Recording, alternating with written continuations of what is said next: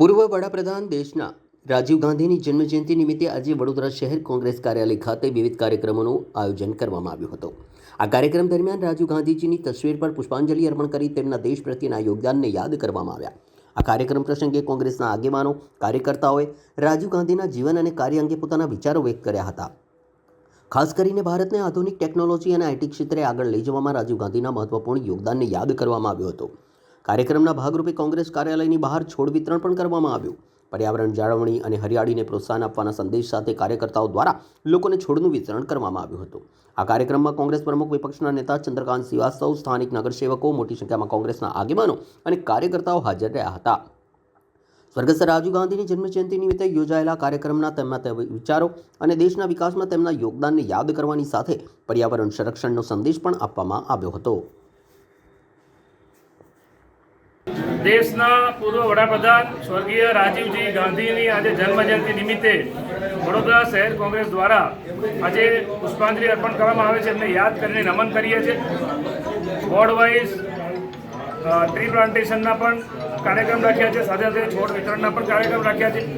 आजना दिवसे खास राजीवजी गांधी ने मात्र भारत देश पूरता नहीं परंतु आखा दुनिया में लोग याद करे। एक युवान वडाप्रधान के जेने टेक्नोलॉजीનું ભારત બનાવ્યું, જેને કહેવાય કે આધુનિક ભારતના જે એમને સ્વપ્ન જોયા એના દ્રષ્ટા દૂરંદેશી એવા રાજીવજી ગાંધી, જેમને વિશ્વના અલગ અલગ દેશોમાં પણ જ્યારે જાય એટલું માન સન્માન મળે અને એમને 21 વર્ષનો મતનો અધિકાર યુવાનોને 18 વર્ષનો કર્યો।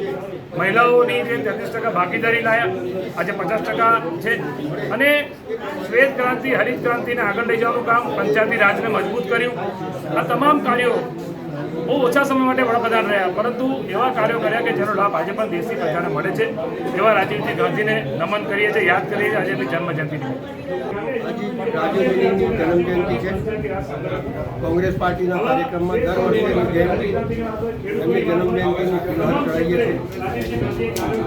રાજીવ ગાંધી 40 વર્ષની અંદર યંગ યુવાન નેતા તરીકે પ્રધાનમંત્રી બન્યા।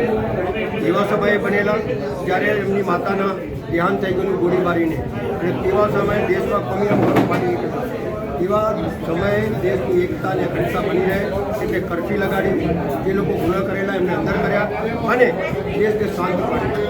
એમને જીવનના એમના જે નિર્ણયો છે, જેમ કે એમના નિર્ણયની અંદર સૌથી પહેલાં એકતા અને અખંડતાની દૂરમાં એમને બે વખત એક વખત શ્રીલંકાની અંદર એમના પર આક્રમણ થયું અને એક વખત એમને પહોંચી વળ્યું પણ નિર્ભરતાથી જીપ લઈને પોતે નીકળતા લોકોની વચ્ચે જઈને પૂછતા હતા કે એ ગાર્ડન કપ બનાવી અને 4 દિન પહેલે એટલે ભ્રષ્ટાચાર કઈ છુપાયેલું છે એ વાત સવાલ એમને લોકોએ બહુ બદનામ કર્યા પણ કોઈ દિવસ કર્યા નહીં। અટલ બિહારી વાજપેયીએ બી જો દવાખાનામાં મોકલીને એમને સારા કરતા હોય તો વિરોધ પક્ષ જેવું કંઈ નહોતું એમના મનમાં। એમના મનમાં બધા ભેગા મળી આ દેશની પ્રગતિ તરફ જાય। એટલા જ માટે એમને 33% મહિલાને સીટો આપી, જેથી જે જમાનાની અંદર સીટ આપી જેનો તે જમાનાની અંદર બોલવાની પ્રથા, મહિલાઓની કોઈ વેદના સાંભળતો નથી એટલે પંચાયતી રાજ અને કોર્પોરેશનની અંદર એ લોકોએ 33% મહિલાઓને સીટ આપી અને એના લીધે ઉત્થાન થયું।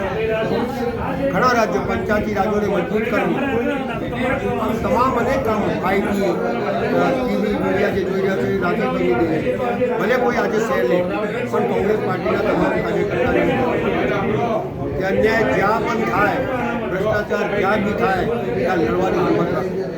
જેમ એમની સામે હતી કોઈ સારા ગભરાયા। આ રીતે કોંગ્રેસ પાર્ટીને મજબૂત કરવા માટે આજે છે કે નહીં, એમનો ધ્યેય હતો કે પાર્ટી રહે કે નહીં રહે, પાર્ટી છે કે નહીં એવું નહીં, વિરોધ પક્ષની સાથે છે અને સત્તાધારી વિપક્ષ છે પણ બધા ભેગા મળીને દેશને મજબૂત કરવું એ એમની વિચારધારા છે અને એ વિચારધારાથી આજે દેશ જો મજબૂત દેખાય છે એ એમને દેશ અને એટલા જ માટે એમના બનાવેલા રસ્તા ઉપર આપણે ચાલીએ દેશને